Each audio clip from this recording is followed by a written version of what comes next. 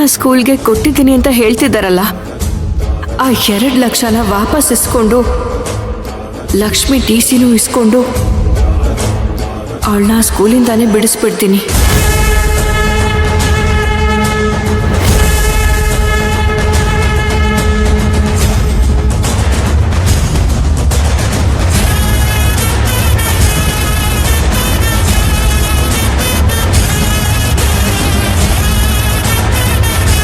ಯಾಕಮ್ಮ ಇಂಥ ನಿರ್ಧಾರ ಮಾಡ್ತಿದ್ಯಾ?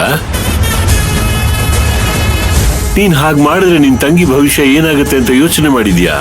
ಈಗ ಅವಳ ಭವಿಷ್ಯಕ್ಕಿಂತ ಅವಳು ಬೇರೆಯವ್ರ ದುಡ್ಡಲ್ಲಿ ಓದ್ತಿಲ್ಲ ಅನ್ನೋದು ಮುಖ್ಯ ಅಲ್ವಾ ಯಜಮಾನ್ರೆ?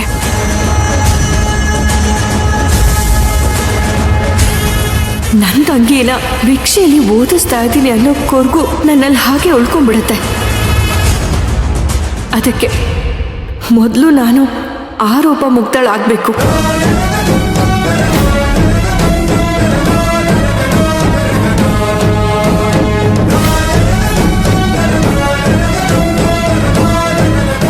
ನೋಡಮ್ಮ ಮಯೂರಿ, ಈ ಪ್ರಪಂಚದಲ್ಲಿ ಯಾವುದೇ ವ್ಯಕ್ತಿ ಆಗ್ಲಿ ಯಾವುದೇ ವಸ್ತು ಆಗ್ಲಿ ಸುಮ್ನೆ ಸಿಗೋದಿಲ್ಲ, ಸುಮ್ನೆ ಭೇಟಿ ಆಗಲ್ಲ. ಇವೆಲ್ಲ ವಿಧಿ ನಿಯಮ. ಏನೋ ಒಂದು ಗುರಿ ಇಟ್ಟೆ ಆ ಭಗವಂತ ಎಲ್ಲ ಮಾಡಿರ್ತಾನೆ.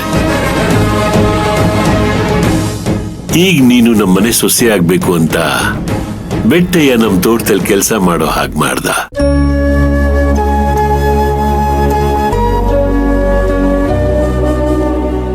ಅವನಿಲ್ಲ ಅಂದಿದ್ರೆ ನೀನ್ ನಮ್ಮನೆ ಸೊಸೆ ಆಗ್ತಾನೆ ಇರ್ಲಿಲ್ಲ. ಈಗ ನೀನ್ ನಮ್ಮನೆಯವಳು ಅಂದ್ಮೇಲೆ ನಿನ್ ಕಷ್ಟ ನಮ್ ಕಷ್ಟ ಅಲ್ವಾ? ನೀನ್ ಹೀಗೆ ಕಷ್ಟಪಡೋದನ್ನ ನನ್ನಿಂದ ನೋಡಕ್ಕಾಗೋದಿಲ್ಲ ಮಯೂರಿ.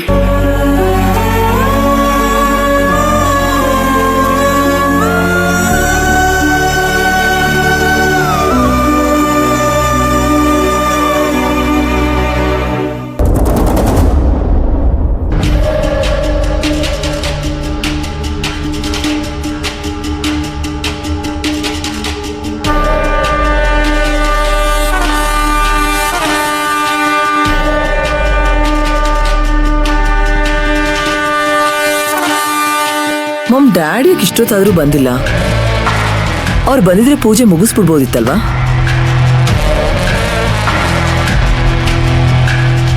ನಿಮ್ಮ ಅಳಿಯೊಂದ್ರನ್ನು ಕಾದು ಕಾದು ಸುಸ್ತಾಗಿ ಆಡಿಟಿಂಗ್ ಆಫೀಸ್ಗೆ ಹೋಗ್ಬೇಕು ಅಂತ ಹೋದ್ರು. ಡ್ಯಾಡ್ ಬಂದ್ರೆ ನಿಮ್ಮನ್ನ ಫೋನ್ ಮಾಡಿ ಕರ್ಸ್ಕೋತೀನಿ ಅಂತ ಹೇಳಿದ್ದೆ, ಆದ್ರೆ ಡ್ಯಾಡೇ ಬಂದಿಲ್ವಲ್ಲ. ಅಟ್ಲೀಸ್ಟ್ ಫೋನ್ ಮಾಡಿ ನಾನು ಬರೋದು ಲೇಟ್ ಆಗುತ್ತೆ ಅಂತ ಇನ್ಫಾರ್ಮ್ ಮಾಡ್ಬೋದಿತ್ತಲ್ವಾ? ಇತ್ತೀಚೆಗಂತೂ ಡ್ಯಾಡು ಕೆಲವೊಂದು ವಿಷಯಗಳಲ್ಲಿ ಗೊತ್ತಿದ್ರು ಗೊತ್ತಿಲ್ದಿರೋ ಹಾಗಿರ್ತಾರೆ. ಇನ್ ಕಾಯೋದಕ್ಕೆ ಆಗೋಲ್ಲ ಮೋಮ್. ಡ್ಯಾಡಿ ಎಲ್ಲಿದ್ದಾರೆ ಅಂತ ನಾನೇ ಫೋನ್ ಮಾಡಿ ಕೇಳ್ತೀನಿ. ಅದ್ರ ಅವಶ್ಯಕತೆ ಇಲ್ಲ ಸಮಂತ. ನಿಮ್ಮಪ್ಪ ಯಾವುದೋ ಆಫೀಸ್ ಕೆಲ್ಸದ ಮೇಲೆ ಹೋಗಿಲ್ಲ. ಅವ್ರು ಎಲ್ಲಿ ಹೋಗಿದ್ದಾರೆ ಅಂತ ನನಗ್ ಚೆನ್ನಾಗಿ ಗೊತ್ತು.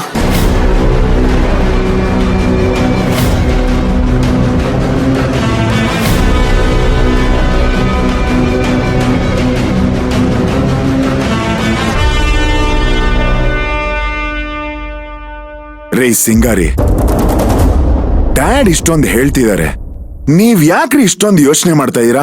ಏನು ಮನೇಲಿರೋ ಹಾವು ಚೇಳುಗಳ ಬಗ್ಗೆ ಯೋಚನೆ ಮಾಡ್ತಾ ಇದೀರಾ? ನಾವೇ ನಿಮ್ ಜೊತೆ ಇದೀವಲ್ವೇನ್ರಿ?